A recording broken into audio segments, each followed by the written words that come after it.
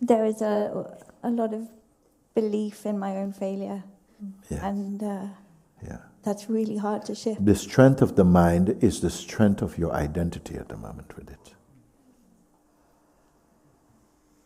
It cannot run without you. You provide the fuel. Identity and mind have become one. It's almost gapless. You understand? But you are showing gap. But the identity, that which you are included in the mind, presenting as, my mind is, my life is just falling apart. Identity is at the heart of our struggle. So you want to be free from identity's troubles, but not of identity, which is the hub of the trouble. And no one teaches us that there's a space other than identity. I think, but I'll be lost. No, you'll be found.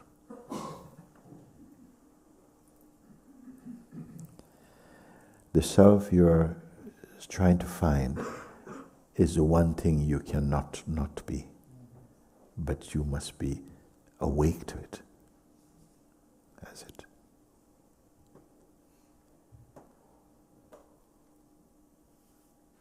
But at a certain point, we are devotees to the ego mind.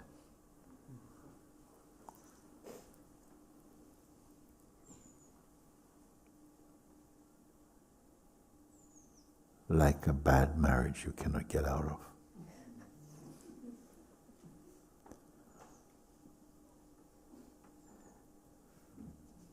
And let us wake up out of that dream. How? By beginning to recognize, when I say the world or the suffering and the sufferer go together like two sides of one coin.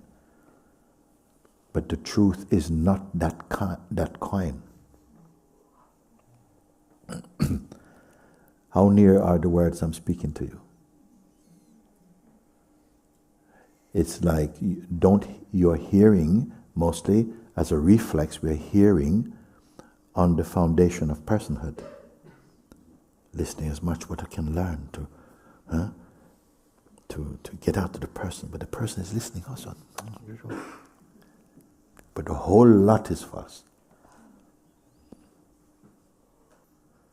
It's as though I'm so trapped I can't get out.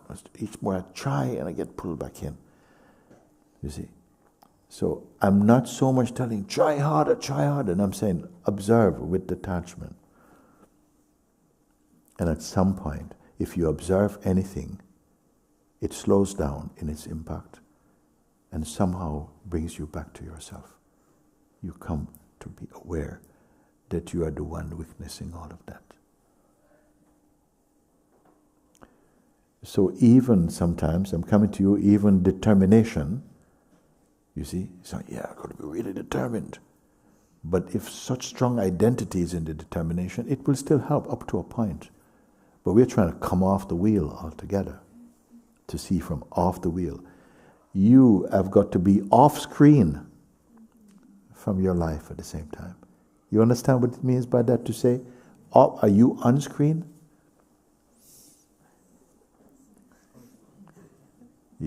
When I say you have to be off screen, meaning you can observe more, and you're aware that what you're observing is a play of transitoriness, of momentariness. It has beginning, middle, and end. But the observer, free of identity, is not time-bound. Have you seen this thing? Have you seen? You were not listening, were you? Trying to look. Trying to look is also observable. Even trying to look also is something seen. That which sees trying to look, is that trying? Does it need to try itself? So powerful. It's so all-comprehensive seeing. You're reporting about, yes, where are you? In Setúbal. Oh, not yet Lisbon, no. But how far are you from here? Oh, from here. Where are you? From here. What is here? This is the power of Maya. That being that, we have become the seeker of that, and the seeker is also an entity appearing momentarily in this. The seeker, the person, is very linked with the eternal also.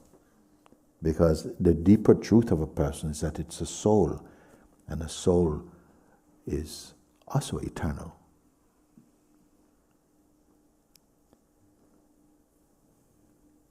It can be eternal with phases of deep suffering. What is eternal if it just means ongoing suffering?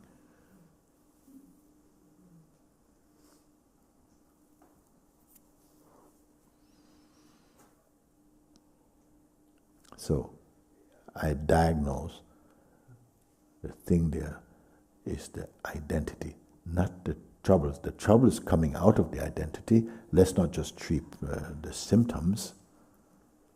What is the cause? And the cause is the identity.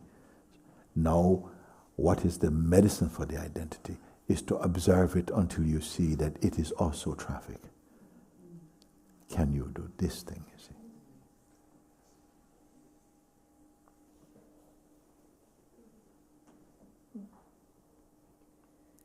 The discipline and to discover when you discover the joy of some discipline, just enough to keep watching and checking and saying, no, that's also something, that's also something. And so every time you identify, you recognize something, you don't log in. You see? Only by having that kind of space does it become a pure reflection of what is really here.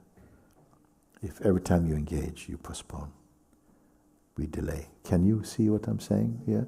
This is something that I'm speaking. You give me the opportunity to direct that advice to you right now. You see? But what it feels like is such a stubborn identity. Even creating suffering, but it cannot come out of it. You see? Why? Because of the passion of identity, the power of identity. But I said the identity itself is not, it's quite, it's a ghost.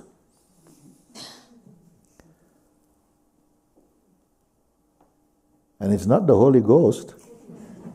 It's a ghost, but nobody has told us.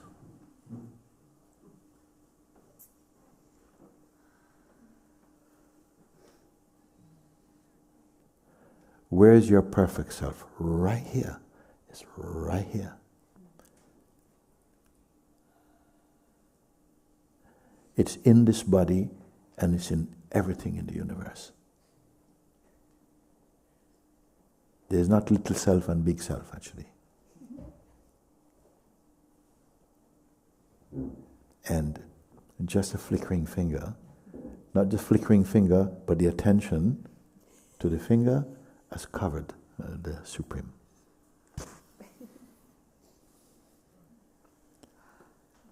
The finger is the mind and the world.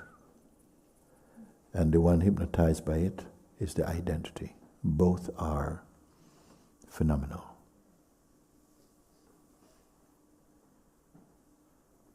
And even the idea, but it's so hard to come out, is itself an illusion. Because the self is not even in.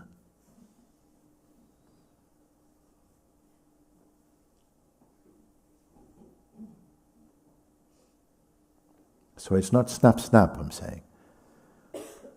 Tap, tap, tap, tap, tap, tap, tap. At some point, even tap, tap, tap, tap, tap is showing up in your non-tapping seeing. It's here. In all of this, all these words, all these pointers, all this is happening in the self we are.